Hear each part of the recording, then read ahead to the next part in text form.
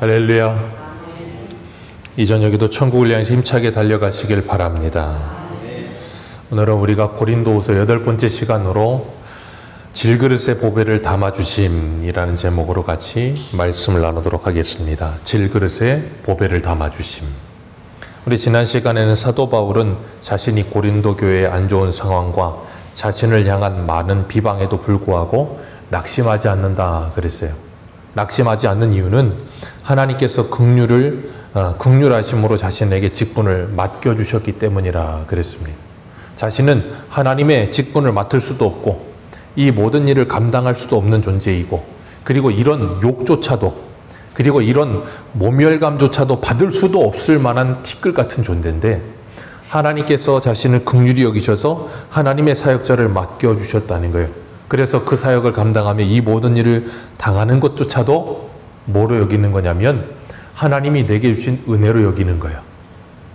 이게 참 우리가 일반적인 상식으로 생각할 땐 이해할 수 없을 만한 일이지만, 우리가 이 세상에서도 어떤 대통령이 우리에게 나라의 어떤 중책을 맡겼으면 그 중책을 감당하면서 국민들에게 욕을 먹을 때 속상하겠지요. 속상한데도 불구하고 그 중책을 맡겼다는, 그 나를 신뢰하고 맡겨줬다는 것에 대한 어떠가 있어요? 감사함과 그 직책에 대한 영광이 있겠죠. 사도 바울이 그런 마음이 분명히 지금 있었다는 거예요. 그래서 자신을 긍휼히 여겨주셔서 이런 자리를 맡을 수도 없는 자신에게 이런 자리를 맡겨주신 것에 감사함이 넘치는 거예요. 그래서 바울은 디모데전서 1장에서 자신에 대해서 이야기할 때 뭐라 그래요? 나는 죄인 중에 괴수와 같았고, 나는 비방자였고 폭행자였고 박해자였다. 그런데도 하나님이 나를 긍휼히 여기시고 충성되게 여기셔서 하나님의 직분을 맡겨주셨다. 그렇기 때문에 나는 숨은 부끄러운 일을 이제는 벗어버리고 속임으로 행하지 않고 하나님의 말씀을 혼잡하게 하지 않으며 하나님의 진리를 나타내는 일을 위해 전신전력했다 그랬어요. 그리고 하나님 앞에, 사람들의 양심 앞에 내가 그렇게 살았다라고 고백했습니다. 하나님의 진리가 가려진 사람들은, 누가 하나님의 진리가 가려졌다 그랬어요? 이 세상의 신들이 그 마음을 혼잡하게 미혹해서 하나님의 진리를 가려버렸다 그랬어요. 그래서 예수 그리스도의 복음의 광채, 그것이 비치지 못하게 한다 그랬습니다. 그러나 그리스도의 빛이 비춰지는 사람은 무엇을 회복하냐면 그리스도, 하나님의 형상. 그렇기 때문에 예수 그리스도의 빛이 비춰지면 우리는 뭘 회복해요? 하나님이 우리를 처음 만드셨을 때의 그 형상을 회복하는 거예요. 그래서 하나님을 닮은 모습으로 변화되어져 가는 겁니다. 그걸 우리는 구원받았다 그러고 성화되어 간다라고 말하는 거예요. 그래서 우리는 시간이 지나가면 지나갈수록 누구를 닮아야 정상이에요? 예수 그리스도를 닮아야 정상이고 하나님을 닮아야 정상인 줄로 믿습니다. 그렇기 때문에 우리가 이 믿음의 길을 걸어가면서 이 세상에서 아직 예수 믿지 않는 사람들에게 복음을 전하는데 그들이 믿지 않을 때 화낼 필요가 없다 그랬어요. 화내서도 안 된다 그랬습니다. 이유는 하나예요. 나는 예수를 믿은 이유가 내 실력 때문에 믿은 게 아니라 하나님의 긍휼하심의 은혜 때문에 믿은 거예요. 저 사람이 지금 믿지 못하고 있는 이유는 무엇 때문에요? 이 세상의 신들이 그 마음을 혼미하게 하고 있기 때문에 믿지 못하는 거예요. 그러니까 우리는 복음 전할 때 두 가지를 잊지 마셔야 돼요. 첫 번째, 듣든지 아니 듣든지 복음을 계속 전해야 됩니다. 그리고 두 번째가 뭐냐면 하나님께 기도해야 돼요. 그를 덮고 있는 모든 어두움이 거두어지게 해달라고 기도하셔야 돼요. 그러면 하나님께서 그에게도 긍휼을 베풀어 주실 줄로 믿습니다. 오늘 7절 말씀을 보면 이렇게 고백하고 있어요. 우리가 이 보배를 질그릇에 가졌다. 우리가 이 보배를 질그릇에 가졌다. 참 기가 막힌 표현이에요. 생각해 보세요. 여러분이 만약에 보배를 가졌다면 어디에 담으시겠어요? 여러분이 만약에 귀금속을 가졌다면, 정말로 비싼 귀금속 가졌다면 그 귀금속에 걸맞는 보석함을 만들어서 거기다 담지 않겠습니까? 뭐 한 보석이 뭐 비싸면 얼마 비쌀까요? 뭐 몇천억까지는 없겠죠? 어쨌든 간에 몇십억짜리 다이아몬드 이렇게 목걸이를 가졌다고 생각해 보세요. 그걸 검은 비닐봉다리에 담아가지고 다니겠습니까? 절대 거기다 안 담습니다. 기스라도 하나 날까봐. 그래서 아주 그냥 값비싼 보석함에다가 담을 거라고요. 그런데 하나님께서 보배를 어디에 담아주셨대요? 질그릇에 담아주셨대요. 이게 놀라운 하나님의 신비고 은혜예요. 그러면서 뭐라 그러시는가 하면 7절 다시 한번 읽습니다. 시작.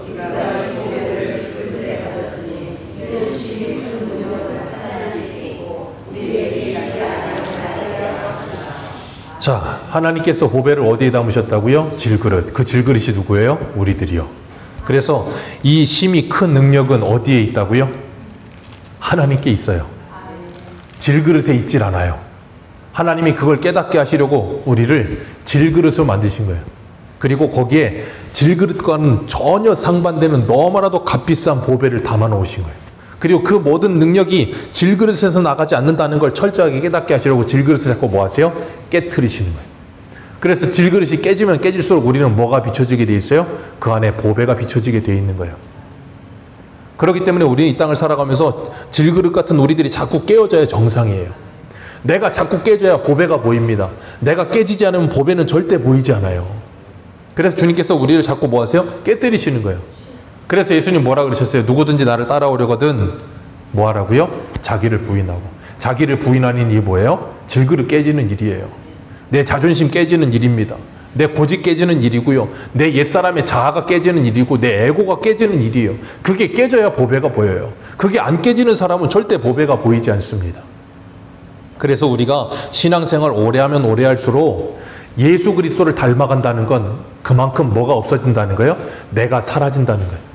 내가 점점점 사라져야 돼요. 근데 신앙생활을 오래 하고 오래 하면 오래 할수록 점점점 내가 더 강력해지고 질그릇이 보이지 않는다면 우리는 예수의 생명이 우리 안에 없을 수도 있어요.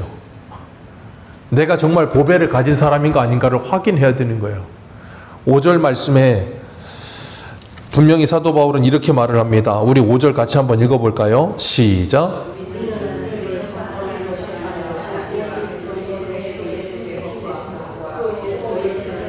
우리가 너희의 종된 것을 전파함이라. 아멘. 우리가 전파하는 건 뭐라고요? 예수 그리스도의 주되신 것을 전파한다. 그게 7절에서 뭐라 그랬어요? 보배. 그러니까 우리가 전파하는 건 보배지 질그릇이 아니라는 거예요. 근데 어떤 사람들은 자꾸 질그릇을 전파해요. 그리고 너희들의 종된 것을 전파합니다 그랬는데 자꾸 종이라 그러면서 종님이 되어 있어요. 그런 경우가 꽤 많습니다. 목회자들뿐 아니라 교회 안에서 중직들이 자꾸 종이 아니고 종님이 되셔가지고 목이 곧은 백성이 돼서 스스로가 질그릇인 줄을 모르고 뭐 한 줄 알아요? 보배인 줄 착각해요. 스스로가 보배인 줄 착각하면서 뭐합니까? 질그릇인 사람들을 보면서 삿대질을 하고 너는 그것밖에 안 되느냐는 식으로 사람들은 모멸감을 줍니다. 왜 그래요? 하나님의 은혜가 말라버려서요. 하나님의 은혜가 내 안에서 샘솟는 사람은 스스로가 누구인지를 잊지 않아요. 그런데 그걸 모르는 사람, 은혜를 받아본 지가 오래된 사람은 개구리 올챙이 쪽을 생각을 못하는 거예요. 올챙이 쪽도 아니죠. 올챙이죠. 그냥 지금도. 그런데 스스로가 올챙인 줄 모르고 뭐 한 줄 알아요? 개구리인 줄 알아요. 그러니까 자꾸 옆에 있는 사람들을 보면서 어떤다고요? 아우 저 질그릇. 아우 저거 질그릇 또 깨지네 또 깨져. 그러는 거예요. 여러분 기억하세요. 질그릇은 깨져야 맛이에요. 성도는 상처를 받아야 마십니다. 자꾸 상처를 받고 자꾸 울고 자꾸 깨져야 돼요. 안 그러면 내 안에 뭐가 안 보인다고요? 보배가 안 보여요. 그리고 뭐가 안 보여요? 질그릇이 안 보여요. 착각한다니까요. 질그릇인지를 모르고 뭔 줄 알아요? 보배인 줄 알아요. 그 착각에서 벗어나기 위해 하나님께서 우리를 자꾸 뭐 하세요? 두드리시는 거예요. 자꾸 두드려요. 자꾸. 그래서 뭐 하려고? 나를 알라고. 그래서 우리가 하나님을 바로 알아야 내가 바로 보여요. 그런 사람만 겸손해집니다. 그리고 착각에서 벗어날 수 있어요. 그래서 우리가 보배인 줄 알고 살아갈 때 우리는 정말 하나님의 영광을 살 수 있는데 내가 보배인 줄 착각하는 순간 우리는 뭐 하는 삶을 살아요? 스스로가 종이 아닌 주인 된 삶을 살기 시작하는 거예요. 그럼 어떻게 돼요? 그럼 이제 인생이 답이 없는 인생 되는 거예요.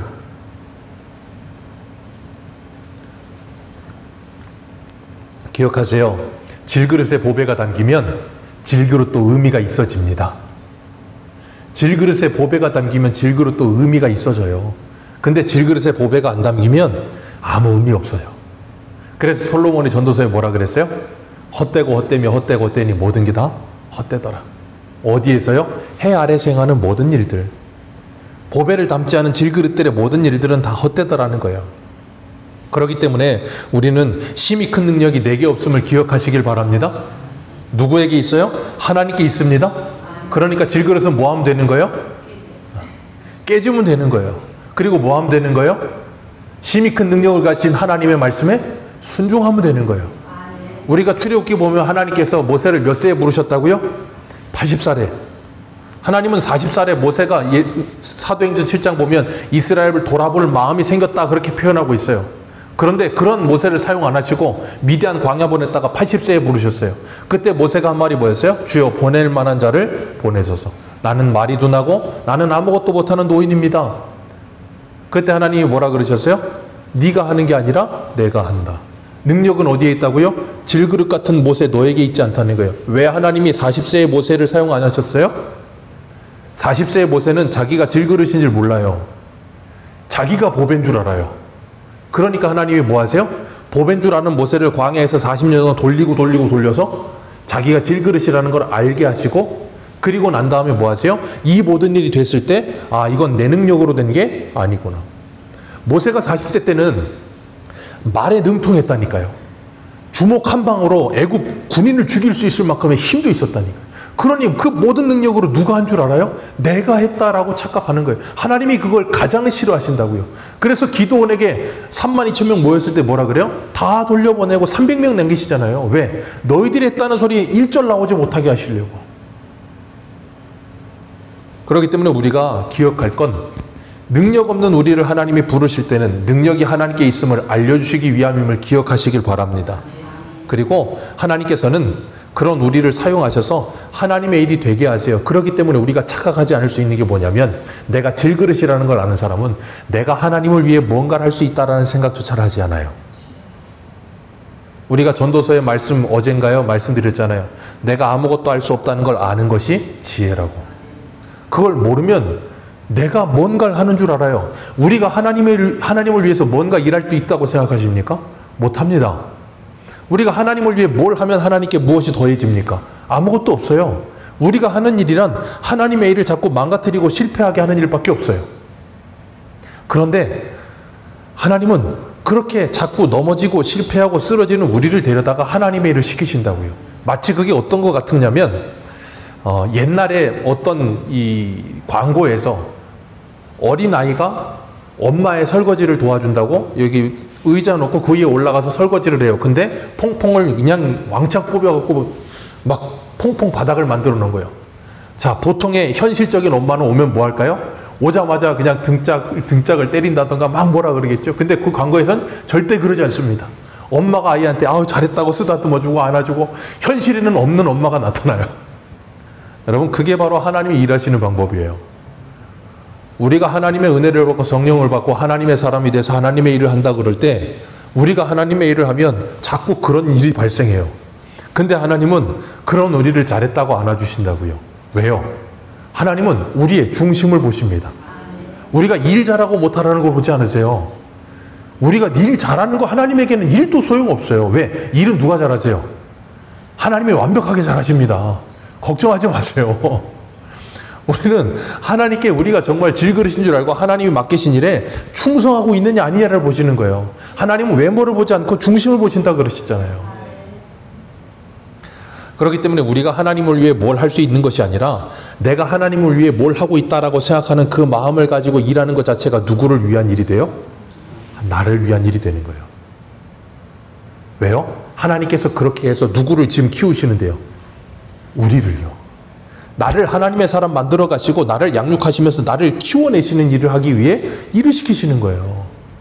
그러니까 우리는 내가 하나님의 일을 하고 있다라고 착각하지 마시고, 하나님의 일에 순종하면서 내가 지금 하나님의 양육을 잘 받고 있구나 하는 걸 깨달으면 돼요.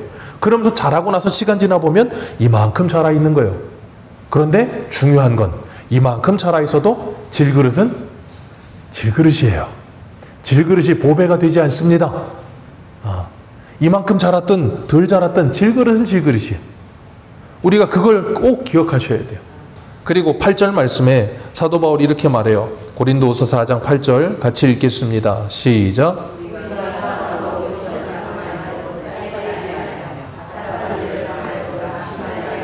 아멘. 사방으로 우겨 쌓임을 당해도 쌓이지 않는다. 왜 쌓이지 않아요? 우리 안에 보배가 있기 때문에. 보배가 없으면 쌓입니다. 이 세상의 사람들도 사방으로 우겨 쌓이는 일을 당할까요? 안 당할까요? 당합니다. 근데 이 세상의 사람들이 사방으로 우겨 쌓일 때 그 우겨 쌓임에 쌓이지 않을 수 있는 사람들이 있어요. 누가 안 쌓일까요? 방금 전에 답을 드렸잖아요. 우겨 쌓임을 당하는 상황이 오는데 예수 믿지 않는 사람들도 그 우겨 쌓이는 상황에 안 쌓이는 사람들이 있더라는 거예요. 누가 안 쌓일까요? 그 안에 보배를 가진 사람들. 그 보배가 뭔데요? 뭐니 해도 머니. 예수 믿지 않는 사람들에게 있어서 보배는 돈이란 말이에요. 근데 생각해 보세요. 돈 많은 사람들은 사방으로 우겨 쌓이는 상황이 와도 안 쌓입니다. 왜? 돈이면 다 해결돼요. 얼마면 돼? 돈으로 다 해결합니다. 그러니까 사방으로 우겨 쌓이는 일이 맨날 하도 아무 걱정이 없어요. 다 해결해버려. 능력 있지 않습니까? 사도 바울은 말해요. 우리도 질그릇에 보배를 가졌다. 세상의 사람들의 보배는 돈이지만 우리의 보배는 누구라고요? 예수 그리스도. 주님의 말씀, 그걸 가진 사람들은 우겨 쌓이는 상황 속에서도 뭐 한다고요? 쌓이지 않을 수 있어요. 왜? 진정한 힘이 있기 때문이에요. 우겨 쌓이는 사면초가 되는 그 상어보다 더 크신 하나님이 내 안에 계시면, 그래서 우리 요한복음 7장에 뭐라 그랬어요? 그 속에서 생수의 강이 솟아나리라. 그런 사람들은 우겨 쌓이지 않아요. 그렇기 때문에 우리가 이 세상을 이길 수 있는 방법은 뭐냐면 하나예요. 이 세상을 무시하는 거예요. 왜 무시합니까? 이 세상보다 더 크신 분이 나와 함께 하시기 때문에 무시할 수 있는 거예요. 여러분 생각해 보세요. 세상에서도 힘 있다고 하는 사람들은 힘을 가지고 이 세상의 것들을 만만히 보며 삽니다. 그리스도인이 하나님의 자녀가 됐고 하나님이 나의 힘이 된 사람들은 이 세상을 그렇게 사는 거예요. 그게 뭐예요? 로마서 8장에 말하는 것처럼 넉넉히 이기는 이라예요. 왜? 그 모든 것이 나를 더 이상 우겨 쌓지 못하니까. 거기에 우겨 쌓이는 사람은 그것을 힘이라고 생각하고 그것을 전부라고 생각하는 사람만이 우겨 쌓이는 거예요. 안 그런 사람은 거기에 우겨 쌓이지 않아요. 그래서 요한복음 16장 33절에 예수님이 이런 말씀하셨어요. 이것을 너희에게 이르는 것은 너희로 내 안에서 평안을 누리게 하려 함이라. 세상에서는 너희가 환난을 당하나 담대하라. 내가 세상을 이겼느니라. 주님 분명히 말씀하십니다. 우리가 예수를 믿고 구원받은 하나님의 사람이 되면 이 세상을 살면서 우겨 쌓이는 일이 있습니까? 없습니까? 넘쳐납니다. 우겨 쌓이는 일들이 많고 환난이 있습니까? 없습니까? 많습니다. 우리가 이걸 인정하지 못하면 예수 믿으면서 자꾸 딜레마에 빠지는 거예요. 예수 믿는데 왜 이런 힘든 일이 생기나? 예수 믿는데 왜 이렇게 어려운 일이 생기나? 예수 믿는데 왜 이런 내 인생은 왜 이런가? 아니요. 원래 그래요. 그런데 중요한 건 그런데 문제는 거기에 내가 휘둘리지 않을 수 있는 힘이 있다 그거예요. 그게 예수 믿는 거예요. 그래서 시편 18편에 다윗이 뭐라 그럽니까? 18편 1절에 나의 힘이 되신 여호와여 내가 주를 사랑하나이다. 하나님이 내 힘이 되기 때문에 거기에 휘둘리지 않을 수 있는 거예요. 그래서 예수 믿는 사람들은 장애물이 없대요. 시편의 말씀에 보면. 왜 장애물이 없습니까? 장애물 투성이죠. 그런데 더 이상 예수 믿는 사람에게 내 앞에 있는 장애물은 장애물이 아니고 뭐가 돼요? 디딤돌이 된다니까요. 하나님께 더 가까이 가는 디딤돌이 될 수 있어요. 그건 예수 믿는 사람만 가능한 일이에요. 그렇기 때문에 우겨 쌓이지 않고요. 답답한 일을 당해도 뭐 하지 않아요? 낙심하지 않습니다. 왜 낙심 안 해요? 이유는 하나예요. 소망이 있기 때문에 낙심 안 하는 거예요. 하나님이 내 소망 되시기 때문에 낙심을 안 할 수 있어요. 그게 그리스도인들의 모습이에요. 그렇기 때문에 낙심하지 마시고 하나님께 맡기시면 돼요.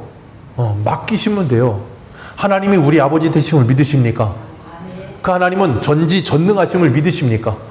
그 하나님은 이 세상을 통치하고 계심을 믿으십니까? 그러면 그 하나님께 모든 일을 맡겨드리시길 바랍니다. 여러분이 여러분의 일을 스스로 염려하고 걱정하며 살고 있으면 그 일은 여러분의 일이 되지만 여러분이 그 일을 하나님께 기도하며 맡겨드리면 그때부터 그 일은 여러분의 일이 아니고 하나님의 일이 되는 거예요. 기억하세요. 하나님의 일이 되게 하세요. 내 일을 만들어서 나 혼자 인생을 해결하려고 하지 마세요. 우린 아버지가 계신다니까요. 그리고 9절 말씀에 우리 같이 읽습니다. 시작. 박해를 받아도 버림받지 않고 거꾸로 뛸을 당하여도 망하지 아니하고. 아멘. 박해를 받아도 버림받지 않고 거꾸로 뛰림을 당해도 망하지 않아요. 왜요? 우리는 죽어도 부활합니다. 죽어도 부활하기 때문에 어떤 것에도 우리가 거꾸로 뛰림을 당해도 망하지 않을 수 있어요. 이유는 하나예요. 이 세상에서 가장 마지막에 망하는 게 뭐예요? 죽는 겁니다. 근데 성도는 죽어도 다시 살아. 그러니 어떻게 할 수가 없어요. 그래서 히브리서 12장에 뭐라 그래요? 그런 사람들을 이 세상이 감당하지 못하는 사람들이라고 말하는 거예요. 근데 오늘날 그리스도인들은, 오늘날 교회는 세상이 너무 감당을 잘해. 왜요? 세상이 힘이라고 믿는 걸 성도도 교회도 힘이라고 믿고 살아. 그러니까 세상이 그들이 힘이라고 믿는 걸 너 안 해? 너 이거 안 줘? 아니면 너 그냥 죽어? 그러면 그걸 가지고 뭐예요? 두려워하고 겁을 내고 알아서 그냥 넘어져 있는 거예요. 쓰러져 있는 거예요. 근데 그리스도인들이 그게 힘이 아니고 그게 내 전부가 아니라는 걸 인정하는 순간 우리는 세상을 감당할 수 있는 사람들이 되는 거예요. 우리가 잊지 말아야 될 건 우리가 정말 이 세상을 감당할 만한 사람들로 살고 있는가, 아니면 세상이 우리를 만만하게 보며 살고 있는가 생각해 보셔야 돼요. 오늘날 교회와 성도는 세상이 너무 만만하게 봐요. 너무 쉬운 존재가 돼버렸어. 너무 감당이 잘 돼. 참 안타까운 현실을 살고 있어요. 우리가. 그래서 기억하십시오. 예수 그리스도를 믿는 사람들은 이 세상을 넉넉히 이기며 살 수 있습니다. 왜요? 세상 위를 살거든요. 우리가 예수를 믿으면 기억해야 할 것이 바로 이 7절에서 9절이에요. 그래서 나는 보배가 아니라 질그릇이다. 내가 깨어져야 질그릇이 빛이 난다. 나는 사방으로 우겨싸임을 당해도 쌓이지 않는다. 왜요? 질그릇을 가졌으니까. 나는 답답한 일을 당해도 낙심하지 않는다. 왜요? 하나님이 내 소망이시니까. 박해를 받아도 버림받지 않고 거꾸로 뛰림을 당해도 망하지 않는다. 왜요? 하나님이 내 전부 되시니까. 그걸 믿음으로 고백하는 사람들이 될 때 우리는 이 세상에 어떤 장애물이 와도 그 장애물을 뚫고 지나가는 사람들이 되지, 그 장애물을 없애주옵소서가 되는 사람들이 아니에요. 하나님은 저와 여러분들이 이 세상을 살면서 우리에게 찾아오는 모든 시험과 어려움과 전쟁을 다 통과하게 하시고 계세요. 기억하세요. 그걸 없애서 프리패스해서 그냥 아무 어려움 없이 지나가게 하지 않으시고 그 모든 걸 통과하게 하시는데, 어떻게 통과하냐면 계시록의 19장에 나오는 것처럼 피 뿌린 옷을 입고 백마를 탄 장군이신 그리스도께서 우리 앞에 가시고 우리는 그 뒤에서 백마를 타고 뭐예요? 하얀 세마포 옷을 입고 그 앞에 있는 장군을 뒤 따라간다고요. 그게 뭐예요? 그게 우리가 지금 싸우는 영적 전쟁이에요. 모든 싸움 누가 싸우셨어요? 예수님이 싸우셨습니다. 십자가에서 이미 이기셨어요. 뱀의 머리를 밟으셨습니다. 이미 승리하셨어요. 그런데도 불구하고 우리는 이 땅을 살다 보면 그 남아있는 잔존하는 싸움이 존재해요. 근데 그 싸움을 살아가면서 우리는 뭐예요? 힘들어 한다고요. 그런데 그 싸움 우리 홀로 싸우게 하지 않으시고 누가 함께 싸우세요? 주님이 함께 싸우신다고요. 그렇기 때문에 뭐 하라 그러시는 거예요? 내가 너와 함께 하니까 뭐 하라고요? 기도하라고요. 기도하면 내가 너를 도와주고 너와 함께해서 이기게 해주겠다라고 말씀하시는 거예요. 그래서 우리에게 뭐 하시냐면 그 승리를 경험하게 하시는 거예요. 그래서 그 승리를 경험하면 경험할수록 우리는 뭐예요? 담대해지는 거예요. 무엇 때문에 담대해져요? 우리와 함께 하시는 주님 때문에 담대해지는 거예요. 하나님께서 우리에게 그런 은혜를 주시는데 10절 말씀 우리 같이 한번 읽어볼까요? 10절입니다. 시작.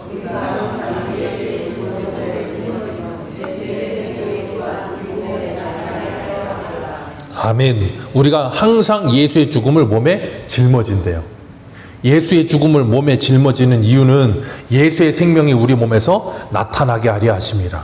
그게 해설이 11절이에요. 같이 읽습니다. 시작. 우리가 살아있는 자가 항상 예수를 위하여 죽음에 넘겨짐은 예수의 생명이 또한 우리 죽을 육체에 나타나게 하려 함이라. 이게 10절의 해설이에요. 예수의 죽음을 몸에 짊어진다는 게 뭐예요? 살아있는 우리의 몸이 항상 예수를 위해 죽음에 넘겨지는 삶을 산다. 그걸 좀 더 쉬운 말로 말하면 뭐예요? 나는 날마다 죽는다. 왜요? 예수의 생명이 우리의 몸에서 나타나게 하려 함이라. 그러니까 기억하세요. 내가 죽어야 예수가 삽니다. 그걸 갈라디아서 5장에 바울은 뭐라 그랬어요? 육체의 소욕이 제어되면 성령의 소욕이 역사하고 성령의 소욕이 제어되면 육체의 소욕이 역사하는 거예요. 그렇기 때문에 우리는 날마다 내가 부인되고 내가 죽어줘야 되는 삶을 사는 거예요. 그래서 바울이 골로새서 우리 한 군데 보겠습니다. 조금만 뒤로 가셔서 골로새서 1장 24절입니다. 골로새서 1장 24절.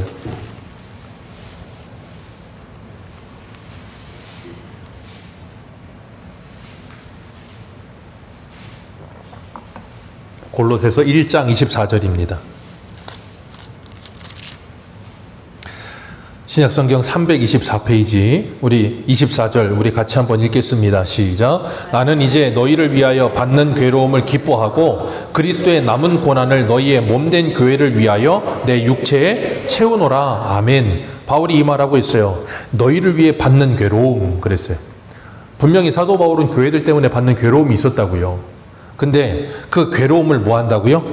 기뻐한대요. 왜요? 그리스도의 남은 고난을 그의 몸된 교회를 위해 뭐 한다? 내 육체에 채운다. 그리스도의 남은 고난이 뭘까요? 바울이 예수 그리스도의 복음을 전하면서 당하는 모든 고난들, 그게 그리스도의 남은 고난이라고요. 그 그리스도의 남은 고난이 우리에게도 뭐 한다고요? 온다고요. 그래서 그것을 우리의 육체에 뭐 한다고요? 채운다고요. 그것을 뭐 한다고요? 기뻐해요.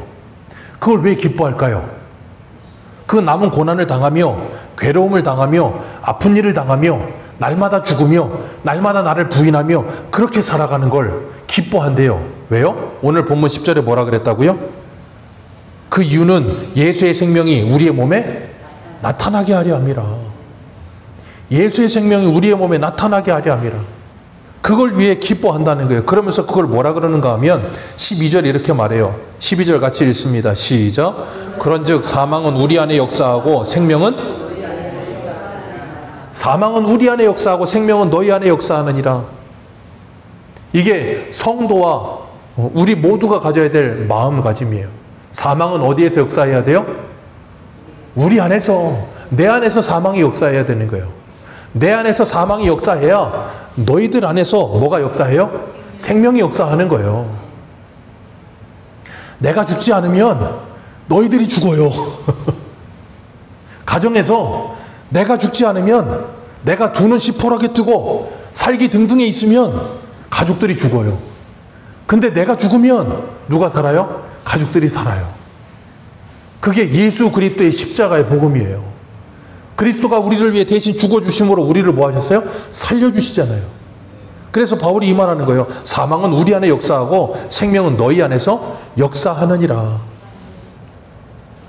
그리고 하나님께서 이렇게 역사하시는 이유를 바울이 고린도후서 1장에 이렇게 고백합니다. 고린도후서 1장 8절 봅니다. 고린도후서 1장 8절. 바울이 복음을 전하는 사람들을 위해서도 이렇게 사망은 우리 안에 역사하고 생명은 너희 안에 역사한다 그랬고, 바울 자신을 위해서도 하나님께서 이렇게 역사하세요. 우리 한 군데 읽습니다. 고린도후서 1장 8절에서 9절입니다.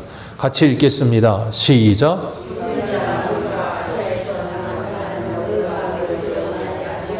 힘에 겹도록 심한 고난을 당하여 살 소망까지 끊어지고 우리는 우리 자신이 사형 선고를 받은 줄 알았으니 이는 우리로 자기를 의지하지 말고 오직 죽은 자를 다시 살리시는 하나님만 의지하게 하려 하심이라. 아멘. 하나님이 이 일을 위해 바울에게 이런 일들을 허락하시더라는 거예요. 그래서 질그릇이 자꾸 깨지는 거예요. 왜? 내가 질그릇이라는 걸 잊지 않게 하려고. 생각해 보세요. 사도 바울처럼 이렇게 많은 하나님의 일을 했던 사람이 그렇게 많습니까? 없어요. 성경에 그렇게 많지 않아요. 정말 많은 일을 했어요. 그런데 아까도 말씀드렸죠. 아무리 많은 일을 했어도 질그릇은 보배가 아니고 질그릇이에요. 종은 종님이 아니고 종이에요. 하나님께서 사도 바울에게 지금 뭐 한다고요? 그걸 깨닫게 하는 거예요. 그래서 이 심이 많은 능력이 질그릇인 사도 바울 너에게서 나오는 것이 아니라 하나님께로부터 나오는 것을 깨닫고 누구만 의지하라고. 너 의지하지 말고 하나님 의지하라고 하나님이 이 모든 일을 허락하시더라는 거예요. 누구에게? 사도 바울에게. 누구에게? 나에게. 그래서 우리는 일평생 살아가면서 환난과 고난과 이 많은 어려움들이 찾아옴을 통해서 뭘 깨닫냐면 나는 질그릇에 불과한 걸 깨닫고 예수가 아니면 내가 하루도 살아갈 수 없는 존재라는 걸 날마다 깨닫는 거예요. 그래서 우리는 날마다 예수가 필요하다고 고백하면서 하나님의 은혜를 날마다 사모하는 거예요. 그러니 그런 사람들이 어떻게 교만해지겠습니까? 그런 사람들이 어떻게 스스로가 보배라고 착각하며 질그릇을 향해 손가락질하겠습니까? 그럴 수가 없어요.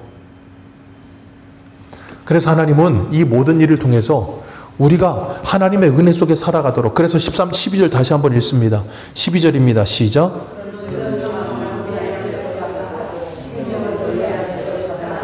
아멘. 이 일을 통해 하나님은 바울을 통해 예수 믿는 사람들에게 유익이 되게 하시고, 누구를 유익하게 만드세요? 사도 바울을 유익하게 만드세요. 그래서 예수는 내가 믿고 복은 누가 받아요? 네가 받는 거예요. 그게 정상입니다. 왜요? 나는 예수를 믿음으로 하늘에 신령한 모든 복을 이미 받았어. 그렇기 때문에 그 모든 복을 다 받아서 이 보배가 이 안에 있기 때문에 날마다 질그릇이 깨어지는 일이 와도 더 이상 그 일로 인해 내가 망하지 않고 거꾸로 뜨림을 당하지 않고 막히지 않는다는 걸 믿게 됐어. 그리고 나면 그것을 놓을 수가 있는 거예요. 그런데 그걸 내가 정말로 인정할 수가 없고 믿을 수가 없으면 그걸 놓을 수가 없어. 왜? 이걸 놓으면 내가 죽는 것 같아. 우리가 왜 다른 사람들과의 관계에서 지는 게 힘든 줄 아십니까? 지면 죽는 줄 알아요. 자존심을 내려놓지 못하는 이유, 자존심이 내 생명이에요. 자존심은 곧 나예요. 그래서 내 자존심이 긁히면 내가 죽는 거예요. 그러니까 그걸 못 내려놓는 거거든요. 근데 주님은 말씀하세요. 네가 죽으면 다시 살아날 것이다. 네가 죽으면 날마다 살아날 것이다 라고 말씀하시고, 죽어야 다시 살아나는 기쁨과 능력을 경험한다 라고 말씀하시는 거예요. 이것이 우리에게서 일상에서 회복이 되어야 우리는 무엇에 대한 소망이 더 뚜렷해지냐면 부활의 소망이 더 뚜렷해지는 거예요. 왜? 날마다 죽는데 죽질 않아.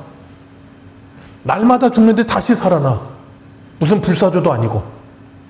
그리고 날마다 사방으로 우겨싸여서 날마다 나를 죽이는데 거기에 아무런 거리낌도 없고 개의치도 않아. 왜요?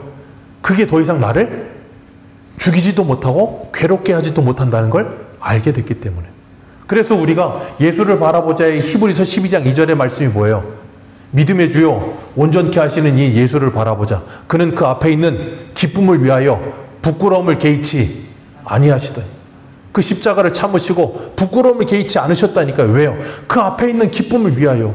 그러니 십자가와 부끄러움이 예수님에게는 아무렇지 않은 게 되는 거예요.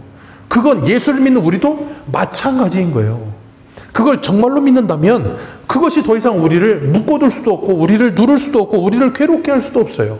그게 예수 그리스도 안에 성령으로 말미암아 자유를 얻은 사람의 모습인 거예요. 그리고 나면 우리 안에서 생명이 역사하기 시작하는 거예요. 진짜 생명이 역사하여 뭐예요? 내 안에 사망이 일어나요. 왜요? 진짜 예수의 생명이 내 안에 역사함으로 내 옛사람이 죽어지니까. 진짜 생명이 역사해야 내 안에 사망이 있어요. 그리고 나면 그것 때문에 다른 사람에게 예수의 생명이 진짜 일어나는 거예요. 그러지 않고 예수의 생명이 내 안에 살아있지 않으면 내 옛사람의 생명이 끊임없이 나를 붙들고 있어서 다른 사람 안에 예수의 생명이 있지 않고 그 사람을 죽이는 일을 하는 수밖에 없어요.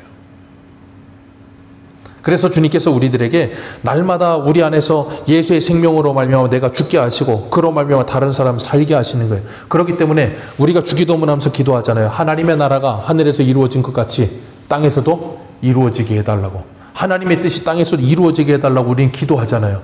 그 기도하신다면 뭐 하셔야 돼요? 기도의 응답이 되셔야 돼요. 기도만 하지 마시고 여러분이 기도의 응답이 되셔서 뭐 하셔야 돼요? 내가 날마다 죽어야 돼요. 내가 날마다 죽어야 내 가정에 하나님의 나라가 임합니다.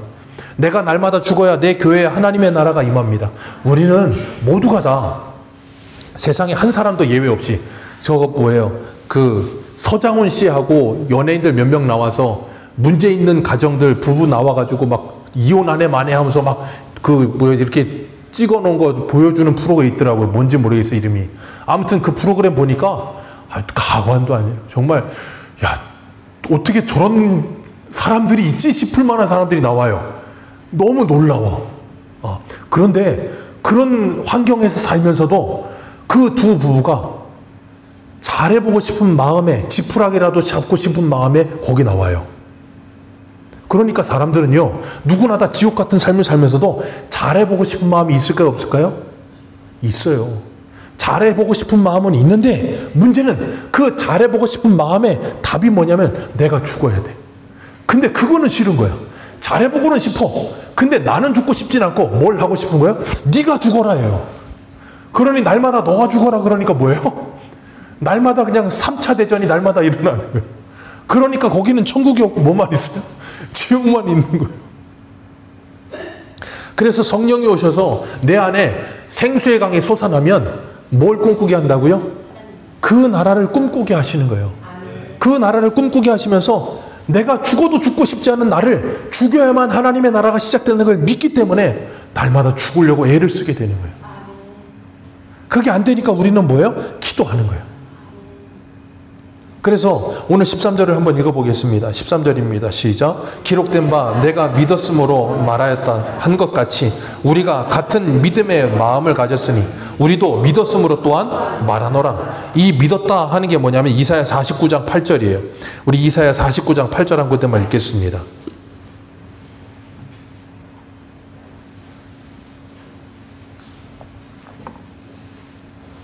이사야 49장 8절.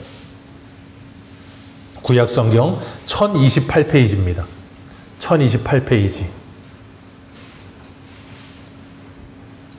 이사야 49장 8절입니다.